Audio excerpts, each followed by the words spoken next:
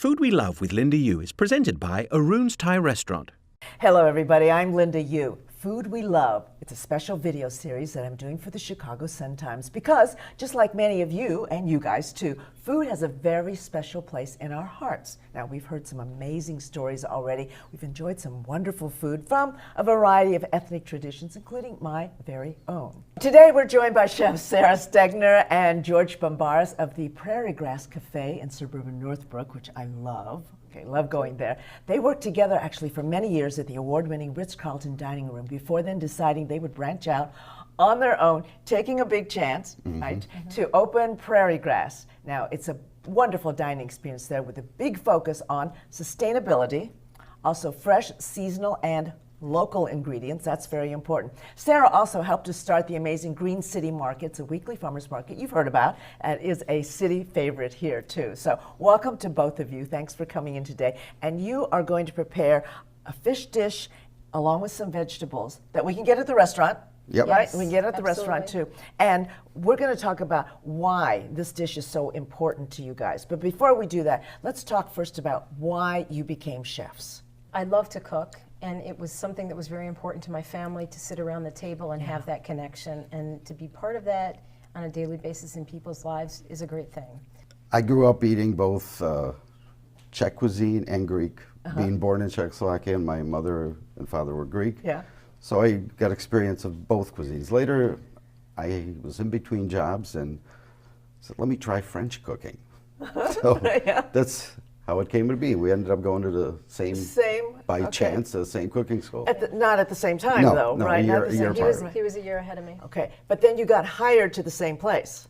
Yeah, we Yep. both ended up working at the Ritz-Carlton. The basis of our relationship has been around food, so we would talk about, you know, what to put on the menu and why do you think this would work, and, you know, how does it relate to what the season is. How did the idea of, okay, we're going to leave this place that serves amazing food, how did you get from that to, oh, we're going to branch out and start out on our own and take that chance? It took a lot of planning and thought, and it was something that I really wanted to do, and I know George did too, that we wanted to do our own thing and have control over the food we were serving completely. Okay, so show us how we do this. Okay, All right, we do the fish, okay, go ahead. all right. Do a little switch here. The sea salt and white pepper, I'm going to put it on the fish. So it's Saute olive it in oil, olive oil, okay, yeah. olive oil goes in there, and you want the pan, You want it nice and hot To be hot get already. a very nice sear on the fish. and one of the important things that I learned, and tell me if this is right or wrong, okay, is that you should cook the fish on both sides, because Yes. a lot of Yes. people think like, we just cook it on one side, and then they'll say to me, I can't cook fish because it's overdone. Yeah, you could sear a nice sear on both sides. So it makes that wonderful sound. You have to hear that. You want to hear Yeah. that Crackly. sound? Okay, all right. Yeah. And so how long does it take? Because if you don't want your fish overcooked, Depends on the thickness of the fish that you have. Here, this piece of fish we could finish cooking right in the pan. but if you were to do that, you would just make sure it's seared really hot Sear very Yes. nice. for just a couple of minutes. And then give each. it about 5 to 10 minutes in the oven, depending how thick the piece, And the how, piece at of what fish is. temperature would you do that? 375, 400. All right. So it doesn't take very long. You don't want to No. overcook it. No. Okay. So We have celery root, beets, parsnips, and carrots. And he's going to get that hot, so when we put our Okay. dish together, it's ready. okay. Okay, now we roasted garlic, so it's creamy and soft, and it takes, you know, the bitterness out of it, and it's just really nice. And we don't need too much for this one serving here. And then apple cider vinegar, and a little of this local Ellis Farm honey. I'm going to put it in here.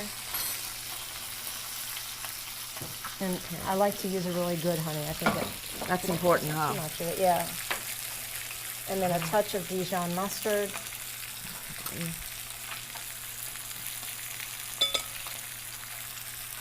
And it doesn't take very much, huh? Put it all together. Pinch of black pepper. Okay. And then again, some sea salt. Okay, and then I'm going to just smash up the garlic just a little bit. And I like it when it's just a little bit, you know, broken, so I'm not going to emulsify it. Okay. So you still have, because it's been roasted, so you're not getting the real Right, I want real Hard chunks crust, right. of those garlic. Okay.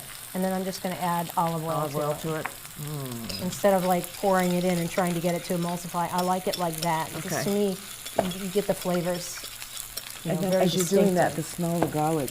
It comes out, right? And that's it. That'll make a beautiful sauce that'll coat the fish and the vegetables. Okay. And then our greens, Yeah. these are pea shoots. They're from a local farm, Three Sisters Garden. Oh, okay. And these are her microgreens as well. Yeah. so I think we're almost ready we're here. almost Ready? there, right? Yeah. Okay, so we've The got the vegetables are vegetables hot. Okay. nice and hot. So I'm going to get Okay, a we're gonna platter put here. it- You can get this at the restaurant. One of the reasons why we picked a dish like this is you can actually do this at home, which is a nice thing for people. Quickly it goes, right? If you got everything prepped. Then a little of the dressing on And the. then here we're going to put the greens on. Oh, okay. Let's put a little bit on there. And a little of the little microgreens. of You this want to put kind. that on for me? Sure. And then you can sprinkle it with some of the pecans. Okay, and put it right next Yep, to it? that's fine. Okay. So this is that, and then you've chopped it up, right? So Yep. they've been roasted? And then we sprinkle over the whole Over thing? the whole thing, yeah. I think Ooh. it gives it a nice crunch. Okay. Yum. I like a lot. More. There you go. There. Okay. Okay, and then I'm just going to spread it with the garlic. Generously. Generously. Yeah, Generously. and the apple cider vinegar and the garlic is all really good for you. So it's a healthy dish that will be delicious. Beautiful. Okay. Okay. And then, you want to try, or do I get all of this for myself? You go first. Okay, I'll go first. But make sure you get some of the vinaigrette. Yep, yep, it's right in there. Oh, and I want to make sure I get some of the pecans in it too. So, yum. Good? It's all yours. All yours. Fine. Okay. All right. So, anyway, one of the things to ask is if you go to the market, say Green City Market or your supermarket and everything, and you don't know how to cook a lot of the different kinds of vegetables, and you're just used to spinach, say, or broccoli. What do you do when you look at something like this and say, I don't know how to cook those? How do I take a chance? What do I do? Okay, one of the most important things is to buy what's at the height of the season because Right. it's what's going to have the most flavor and be really at that moment. Okay. Should be at its best. Yeah. And then if you were at Green City Market, you have the great opportunity to speak directly to the farmer. And those people know how to cook. Yeah. They know what to do with their product. So you have access there. And we also do a cooking demo on site at Green City. Oh. So it's at 10:30 and it gives you an opportunity to really see what is in season and how to handle it. And what to do with it. And what Gives to them do a with little, Yeah. and what to do little with it. explanation of how to cook different things. Yeah. Is there one rule of thumb that you can do with virtually any kind of vegetable? Is it like clean it, chop it up, saute? What? Is there anything that you can say, any vegetable would be okay if you just did this?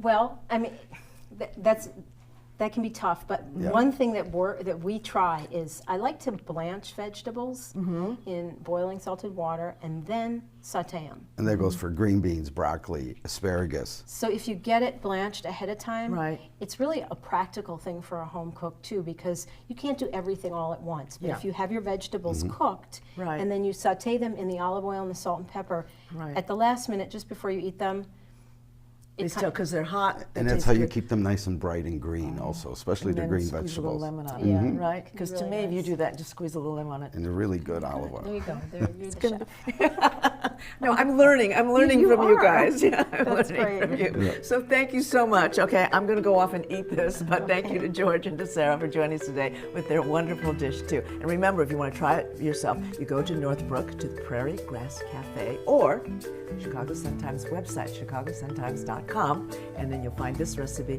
and a whole lot more. Thank you so much. Thank you. Okay, and I'll see you there for this, or my favorite is the burger, the grass-fed burger. Okay, thanks very much, you Thank guys. you. See you next time. Bye. For this yummy recipe and so much more, go to the Chicago Sun-Times website. The address is right here on your screen.